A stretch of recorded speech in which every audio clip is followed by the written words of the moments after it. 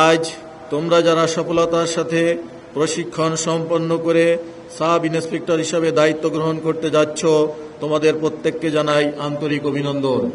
এই দীর্ঘ ও কঠোর প্রশিক্ষণকালে তোমাদের শারীরিক সক্ষমতা, মানসিক দৃঢ়তা, নৈতিক মূল্যবোধকে সমৃদ্ধ করেছে। প্রিয় নবীন কর্মকর্তাবৃন্দ, তোমাদের সামনে যে পথ উন্মুক্ত হচ্ছে তা যেমন সম্মানের তেমনি দায়িত্বপূর্ণ।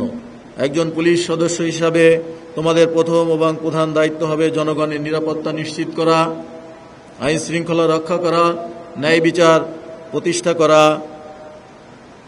মনে রাখতে হবে, জনগণের আস্থা ও ভালোবাসাই হলো মানুষের সবচেয়ে বড় শক্তি। তাই সততা, নিষ্ঠা, মানবিকতা দিয়ে তোমাদের দায়িত্ব পালন করতে হবে। যে কোনো পরিস্থিতি আইনের শাসন সমুন্নত রাখা, দুর্নীতির বিরুদ্ধে দৃঢ় অবস্থান নেওয়া তোমাদের নৈতিক কর্তব্য। আমি বিশেষভাবে উল্লেখ করতে চাই, বর্তমান বিশ্বের প্রেক্ষাপটে অপরাধের ধরন দ্রুত পরিবর্তিত হচ্ছে।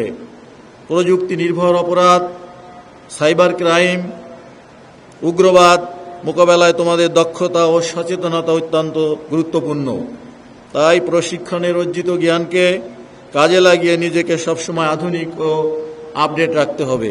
প্রিয় ক্যাডেটবৃন্দ, তোমরা আজ শুধু একটি চাকরিতে যোগ দিচ্ছ না, বরং একটি মহান সেবামূলক পেশায় আত্মনিয়োগ করছো।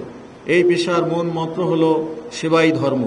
মানুষের পাশে দাঁড়ানো, বিপদে আপদে সহায়তা করা, ন্যায় বিচার প্রতিষ্ঠা করা, এই মূল্যবোধ ধারণ করিয়েই এগিয়ে যেতে হবে।